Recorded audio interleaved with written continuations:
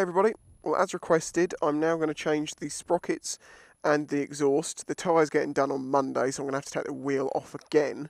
The new stainless steel exhaust has arrived, as you can see, so that's going to solve that problem. So we have the same as the original but in non-rusting stainless. People are asking me like where I get my parts from.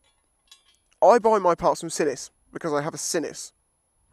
If you have a Pulse, buy them from Pulse. Chinese motorcycle parts online, aka Lexter, aka Lex Moto, aka Lex Tech, aka fucking God knows what. They've got so many names.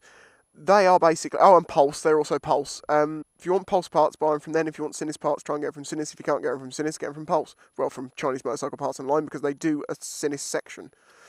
Very easy to get parts these days. Anyway, the first thing I'm going to do is the sprockets, and then I'm going to do the exhaust. But I must note at this point, it's an important thing. When you loosen the front sprocket nut, it's always good to have the rear wheel on the ground, because that is going to help keep that nut in the right place, because I always do it in neutral so you don't have any worries about turning the engine. I mean, these might actually be in perfectly good nick. I don't think they are. I think I've fucked them, if I'm honest.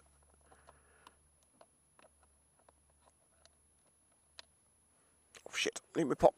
As you notice, my front guard's off, and there's a good reason for that. My front fork seal has sprung a leak. I noticed it the other day and was like, oh, son of a bitch. And it was only a tiny one. And then I went green laning and it got a lot worse. And I was like, oh, for fuck's sake. So I got a seal mate out. If you know if you've ever heard of these, it's a piece of plastic basically. It's fucking amazing they managed to sell these for £5 each. But I used it and it stopped the leak. Now, that's not going to be a permanent fix. I still need to change the fork seals, and I'm actually going to do that myself. Because I've taken one of Betty's forks apart and it's a piece of piss. Because you don't need any of the specialist tools that you need on some bikes. But the reason I'm going to do that myself is because the fork seals themselves only cost £4 or £5 a set. And if you want a garage to do them, and I did the very first time I had fork seals go, I paid a garage to do them because I was like, going to forks, fuck, I don't know how to do that. It cost me over £100 in labour. And I'm not paying a fucking £100 for what is changing a £3-4 part. So I'm going to do it myself, as I say. Ooh, got some crap in there. And some roots. They could be growing for all I know. One of the other things I'll mention about the Sinnis that the Pulse hasn't got is one of these. I mean, they might have them on Pulses. No, Jesus Christ. They might have them on Pulses now, but that is basically a guard. So if your chain snaps, it doesn't smash into your gear position sensor cable, which it did on my Pulse and broke it. And I had to set the engine off and all sorts. Right, now, I hope you can see this. On this nut, there is a soft metal washer, which you bend over it to stop it undoing. And I need to bend that back, basically. You probably should replace these each time. I don't. I reused one on Betty, for fucking years. It was never a problem. Just got to get an edge to start with. And a thinner screwdriver probably would help. There we go. It's starting to go under now. Yeah, having all the tools you need before you start is a very important thing. Because what you'll end up doing if you don't have the right tool is you'll try and do it some half-assed ghetto way. And sometimes I do that, but with forethought. And you'll find that you'll just end up causing yourself more fucking grief because you end up breaking stuff. Okay, so we've got the soft metal washer unfolded, just about. I want to make sure, absolutely make sure that the bike is in neutral, which it is. I should roll it backwards and forwards because I can't always trust that. Yeah, it is. When you turn this, obviously you're going to turn the sprocket and you're going to turn the rear wheel. So if you like go and it turns the wheel, the bike goes forwards and it can fall over. So be aware of that. But the thing is, if you have it in the air, that wheel's just going to turn and you're not going to be able to get that undone necessarily. Now, the way I'm going to do it, without too much worry, is I'm going to cheat, or at least do it the easy way because I have the tools. Now, I know not everyone's got a compressor at hand. You can do this with a long bar or even with a ratchet. Other way. But this does make things a lot easier. Right, hold on to the bottom. That's the clutch div. Right, let's just try it. Oh, it came off. Yay! Here we go. I didn't even move the bike. As you can see, this is like a brass type. I mean, actually, no, I don't think this is brass. I think this is a harder metal, but it's coated with a galvanising coating. I'm sure my one on the pulse was brass. Anyway, right, so that is the retaining washer. Oh, come here. That's the washer you see behind. It's got teeth that fit into the drive pin, and you see where it's been folded over. Right, I'm going to pop that back on for now, loosely. As now, I need to get this on a paddock stand, otherwise known as a big fucking lump of wood, to take the rear wheel off. But as I say, the reason I've taken this off while it's on the ground is because it's a lot easier that way and you don't have further complications of getting it back off the lump of wood. How many times do you think it took for me to learn that? It has suddenly dawned on me this could be a monumentally long video, so if it is, I apologise. And feel sorry for me because I had to render it and my computer meant it took forever. I have to lift the back end of the bike up with one hand, push with the other foot and stand on one foot while doing it. Oh, well, that was easy. People also don't seem to realise that this bike isn't as light as you think it might be. This bike weighs 127 kilos. That's the same as a DRZ 400. Okay, so it isn't that light.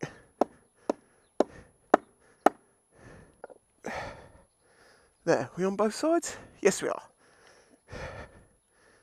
Good and stable. Wheels off the ground.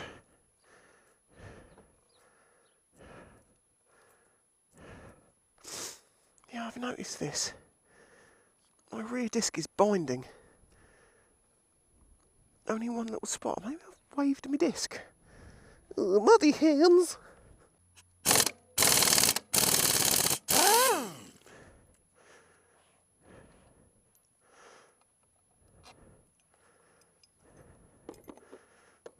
No, not in there. Put your stuff. Always keep your part. Obviously, if you're working in a garage, you don't have to worry about where you put your parts down quite so much, but I don't have a garage to work in at the moment, so I have to make do. Now I need to get that axle out and get the wheel off. Take the weight off of it and give it a gentle tap. Tap, tap, taparoo. Oh, God, that needs greasing. I greased the fuck out of that. Oh, it's got some corrosion and stuff on it. Oh well. Now, sometimes I get some comments from people which tend to lead me to believe that you don't think I know anything about anything. And there's no offence particularly taken on the comments that I might mention here, but this is just an example. Someone was telling me on my last video about how seawater, salt vapour, will help corrode metals. Really? I've lived next to the sea for 28 years. I never knew that. Sarcasm, maybe? God, Jesus Christ. How's that mud and shit getting in there? Also, people were saying to me about, just remove the airbox, problem solved. Yeah. Now, do you not think that I thought about that? Apart from the fact that I didn't like the noise that the D.E.P made, my airbox is not a normal airbox. Well, it is normal for some bikes. It has an emissions valve return. If you look here, this valve comes out the engine, takes some of the burnt gases, puts it up through this valve, that then returns it to the bottom of the airbox, and it's a thing that helps reduce emissions. Now, if I want to take this airbox off, if I take this off, I have to cap this system. Part of capping this system, as I understand it, includes taking the head apart and changing the gasket. Not simple. Well, it is simple, but I can't be asked to do that. Okay, I've got the chain loose enough. I'm just going to change the front sprocket now. Have a look at it, see what it looks like.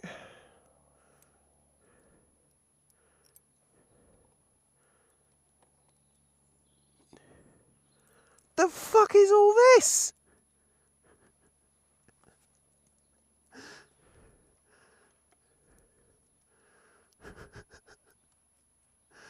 Oh, Jesse, I'm sorry. I've got a fucking garden going on in your engine.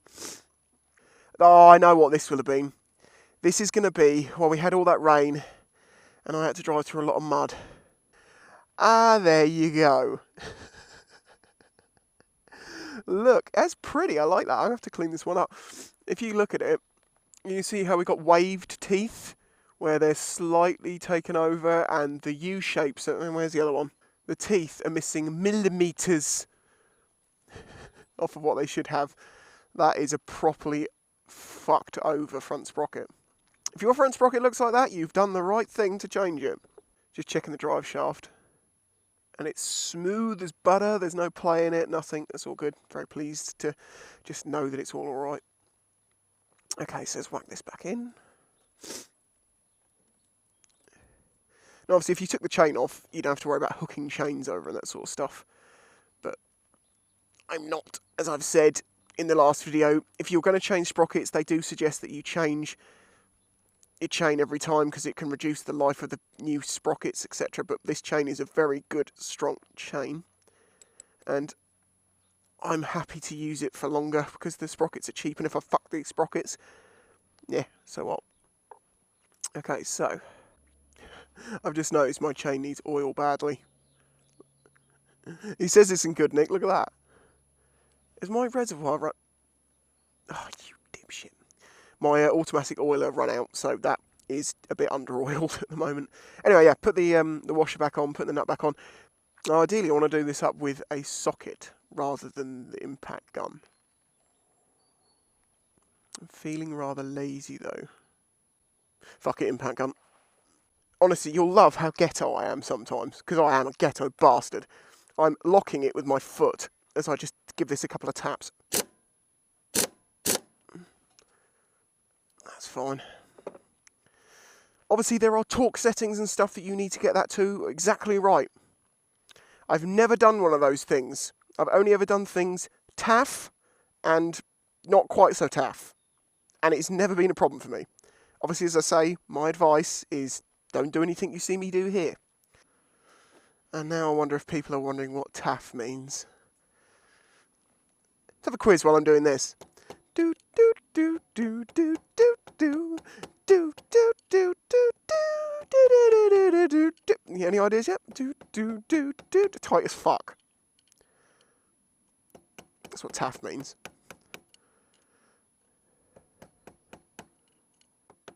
Obviously, when you're doing stuff like this, have an old screwdriver or a proper tool to do it.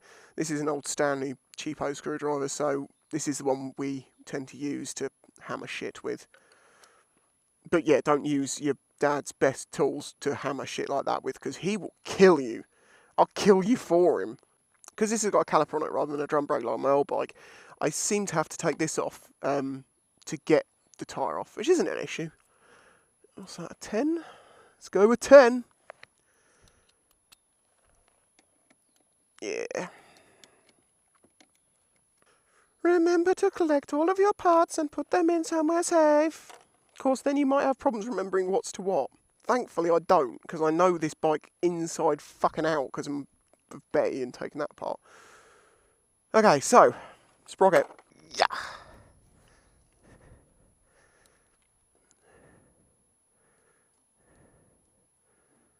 Fuck me, that needs greasing. But the problem is I'm going to have to grease this, but the problem is you have to be careful because if you grease the hell out of a centre like that, where there's a disc, if you don't be careful, what happens is centrifugally it gets all the way out and eventually goes in disc, and then you have no fucking brakes. So you have to be careful with that. I choose you, and it was right. By the way, the front sprocket nut is a 27mm. You probably won't have a 27mm nut sitting around, socket sitting around. Undo.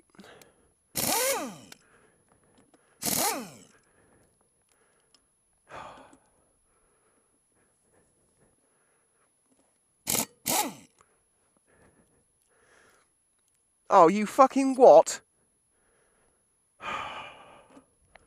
Don't do that again.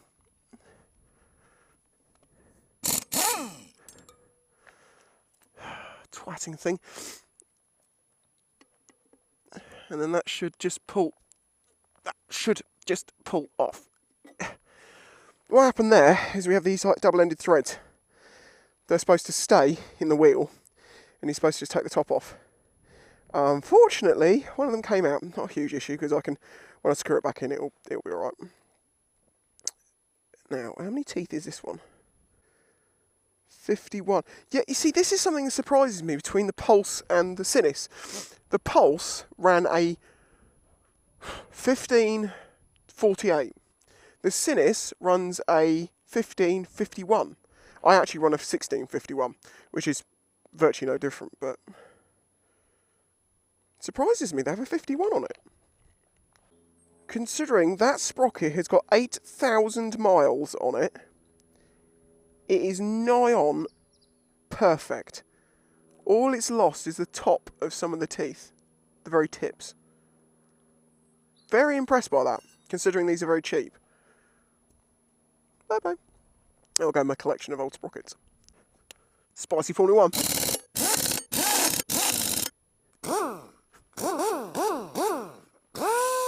Wayne's World, very important thing to mention here. Do not forget your spaces.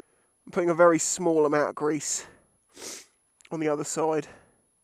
As I say, this is disc side. You really need to be fucking careful doing this. Put just a very small amount to try and seal it. Alright, after you grease shit, you want to change your gloves. But remember to grease everything that you need to grease first. Oh, I want to grease this axle. Oh, sorry, it's shorter than that. There you go. Just not used to it. Oh god, I've got some shit jokes sometimes. What I'm doing here is just running my nail through the thread to try and get all the grit and shit and everything that's out in there out. And also to remove most of the grease because I don't want too much grease in the threads. Otherwise the nut might come undone in it. Now that's greased, put that there, and then change gloves.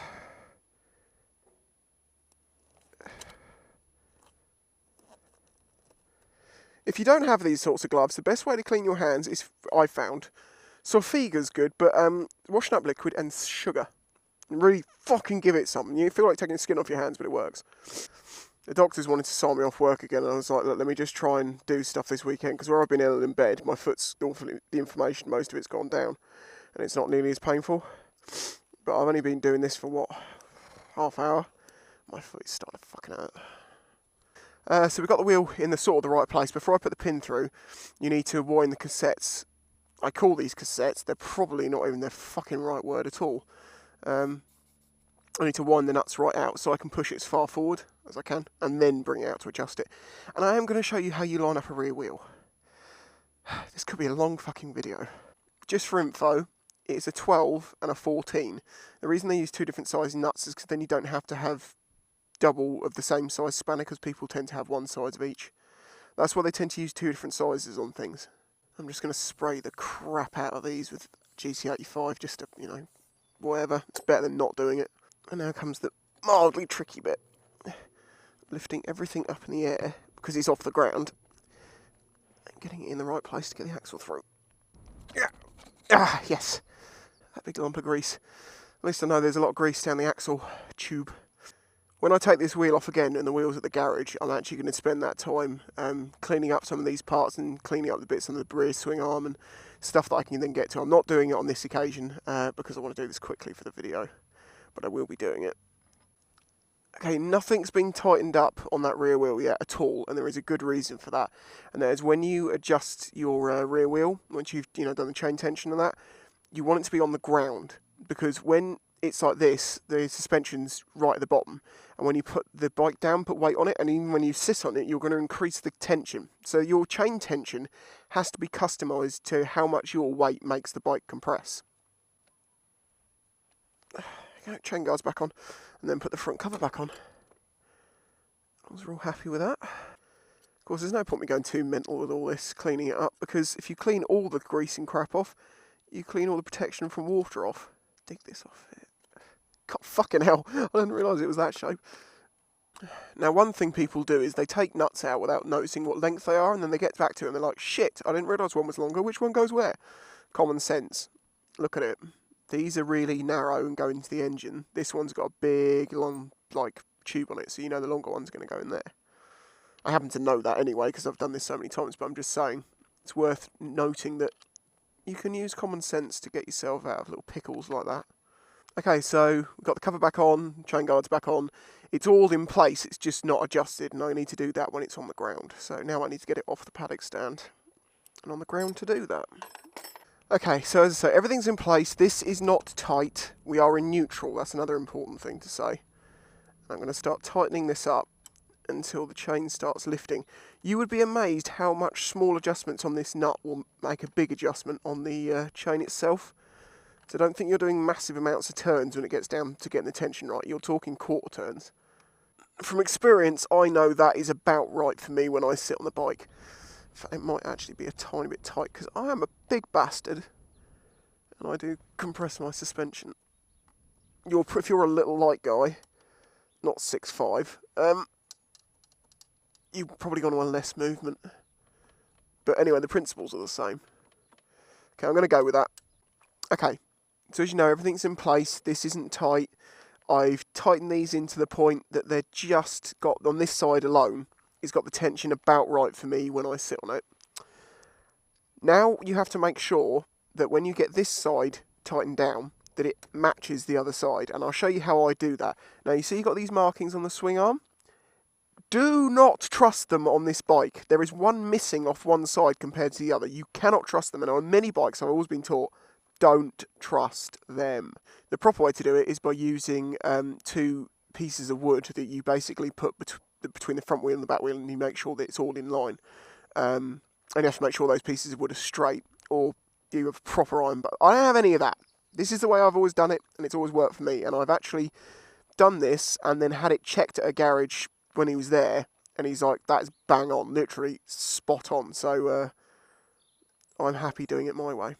Now my method involves using a pair of verniers, and what I do is I measure the distance from the back plate to the end of the thread, because I've checked that the threads are the same length. So it needs to be from the back plate just to that first turn. And on this side, it's got to go in ever so slightly. Out ever so slightly. Yeah, okay, I've got that the same on this side. Then we have to lock these nuts together. So you need your 2 different size spanners. I've just been searching for my 14mm spanner. Where the fuck has it gone? I now know where it is. Twat. So then we lock these together. Like that. And the same on the other side. Now, double check. This is way more accurate than you actually need to be honest with you. But I like to be more accurate than is necessary. Yeah, perfect. Then, what I like to do is give the wheel a good wobble and a boot forward to get it as tight as you can. And if you can get these plates to stick hard, then you know you've got it hard against. And that's when we can do this up. Right, I'm not going to do this one up with the impact gun because I can't control how tight I'm going to do it up. The way I do that is the same way I've always done it. And you're going to see that in a minute. Okay, so I get to the point that it's starting to get hard by hand, and then I use my foot to give it like a quarter turn. And for me, I'm happy with that. That is tight enough. That's good.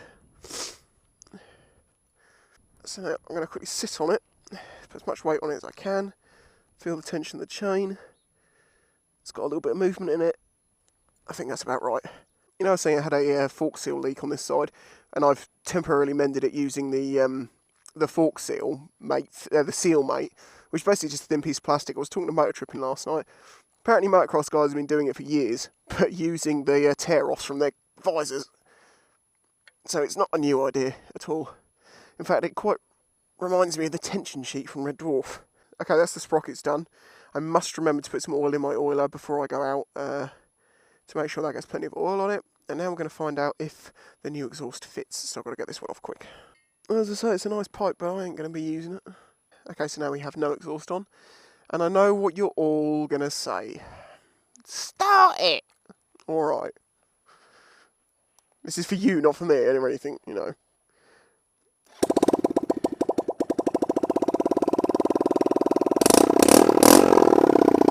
You gotta love that noise.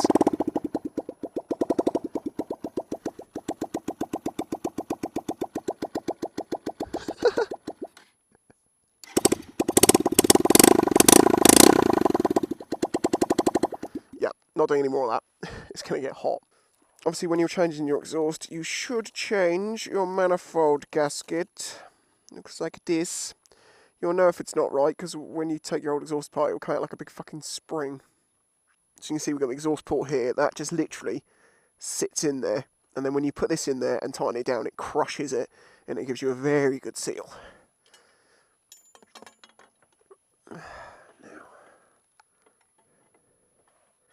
Okay, I've got the bolts in a couple of turns. I'm not tightening anything yet, because I want to get everything lined up. Make sure it fits. Which it will. Look at that. Okay, that will fit fine. I'm doing lots of checking and double checking just to make sure before I start putting sealant on stuff. But yeah, it appears to be fine. So, this is fire gum, and this will help seal the seal between the two cans. My only concern is it might not get hot enough back here. Basically, this will set with heat, and you need to be pretty liberal with it, and then just wipe off the excess afterwards. Oh, the battery just died at the worst possible point, because now the sealant's started to go off a bit. It sort of dries. Okay, so we've got the sealant in. These aren't very tight yet, and I'm now going to tighten up the head end and get that finalised before I do up the can. When you do these up, you want to do them up like a bit at a time each side, so you do it evenly. And there'll be quite a lot of resistance, but of course you're crushing the gasket which you've put in there. Also, I should mention that any time you're screwing a bolt into an engine, anywhere, there is going to be a set tension for it. It just basically, you don't want to exceed it. You probably could by quite a way, but the problem is if you snap a bolt off in an engine or get one seized, it becomes a bigger problem than, you know, somewhere else. I've done it up, and it's pretty damn tight, but I don't want to go too far. I'm going to see if that runs okay. If it starts loosening off because it crushes the gasket anymore, fine, I'll just tighten it up a little bit more, but I don't want to go too far with it. Okay. There we go. In theory, she done. See what it sounds like. If the ignition was on, kill switch.